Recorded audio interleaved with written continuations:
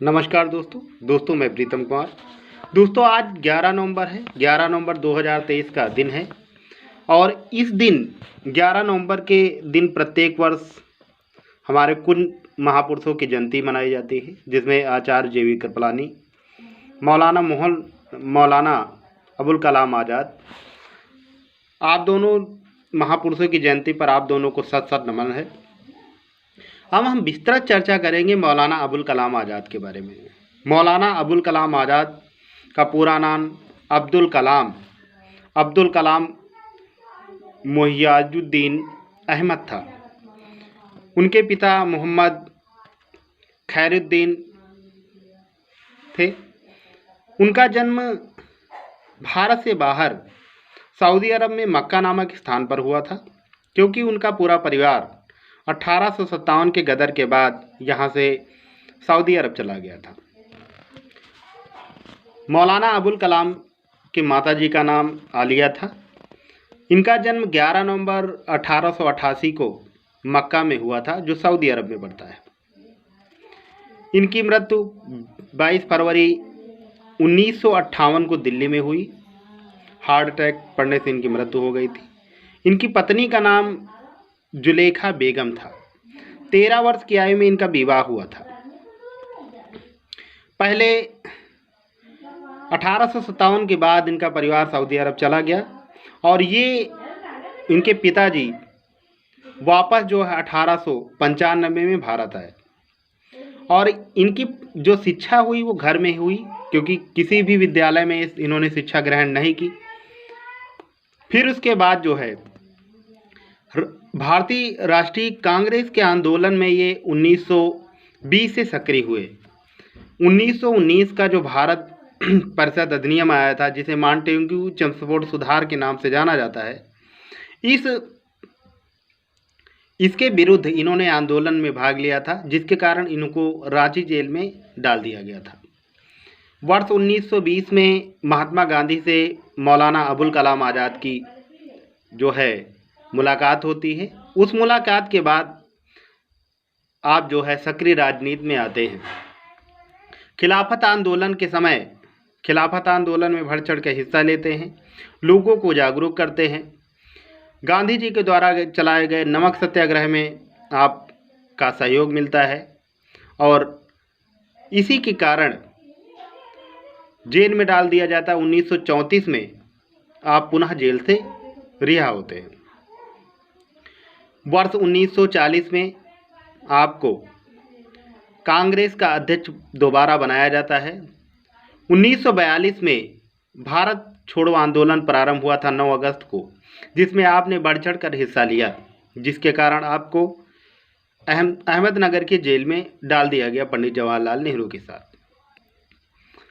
मौलाना अबुल कलाम आज़ाद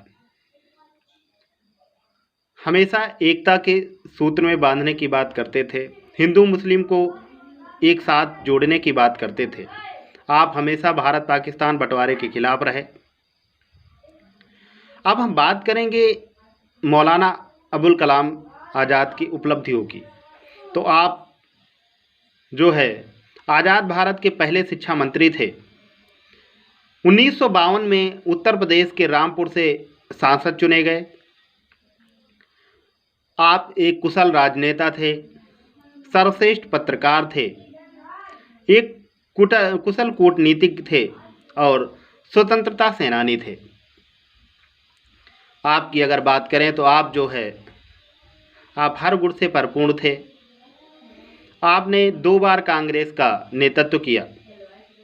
कांग्रेस के सबसे ज़्यादा समय तक अध्यक्ष भी रहे आप, सबसे युवा अध्यक्ष भी रहे। पहली बार आपको वर्ष 1923 में दिल्ली के विशेष अधिवेशन में कांग्रेस का अध्यक्ष चुना गया। दोबारा 1940 में आपको अध्यक्ष चुना गया और आप लंबे समय तक अध्यक्ष 1946 तक बने रहे। 1946 में आचार्य JV कृपलानी जब अध्यक्ष बने, तब आप अध्यक्ष पद से हटे। आज़ाद अगर हम बात करें स्वतंत्रता के पहले की, तो भारतीय राष्ट्रीय कांग्रेस के अध्यक्ष JV कृपलानी थे। अब हम बात कर लेते हैं आपके द्वारा जो पत्र पत्रिकाएं निकाली गई, उनकी बात करते हैं। तो अल अल हिलाल के नाम से आपने 1912 में एक पत्रिका, साप्ताहिक पत्रिका उर्दू में निकाली, जिसमें अंग्रेजों के खिलाफ ज़्यादा लिखने के कारण आपके इस समाचार पत्र को बंद कर दिया गया। 1913 में अल बिलाग के नाम से आपने पुनः एक समाचार पत्र प्रारंभ किया। आपने इंडिया विंस फ्रीडम के नाम से अपनी आत्मकथा लिखी, जिसमें आपने भारत पाकिस्तान के बंटवारे का जिक्र किया। आपके ना चाहते हुए भी भारत और पाकिस्तान का बंटवारा हुआ, जिसके आप अंततः खिलाफ रहे। द वकील के नाम से आपने एक पत्रिका निकाली। अल नदवाह के नाम से एक पत्रिका निकाली आपने। आपके शासनकाल में बहुत सारे शिक्षण संस्थानों की स्थापना हुई। भारत का पहला प्रौद्योगिकी संस्थान, भारतीय प्रौद्योगिकी संस्थान की स्थापना हुई खड़गपुर में। आपके समय ही भारतीय विज्ञान संस्थान की स्थापना हुई IISc की बेंगलुरु में। आपके समय ही दिल्ली में जामिया इस्लामिया विश्वविद्यालय की स्थापना दिल्ली में हुई। आपके ही समय UGC की स्थापना हुई, यूनिवर्सिटी ग्रांट कमीशन विश्वविद्यालय अनुदान आयोग की स्थापना 1956 में हुई। तो ऐसे संस्थान आपके समय स्थापित हुए। भारत सरकार ने आपके अनुकरणीय कार्यों को देखते हुए आपके सम्मान में वर्ष 1992 में भारत रत्न से आपको सम्मानित किया।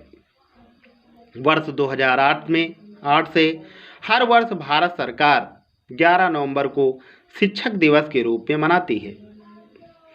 आपके नाम से मौलाना आज़ाद एजुकेशनल फाउंडेशन की स्थापना भारत सरकार ने की, जिससे अल्पसंख्यक वर्गों के गरीब और होनहार छात्रों को देश और विदेश में स्कॉलरशिप के माध्यम से शिक्षा का मौका मिलता है।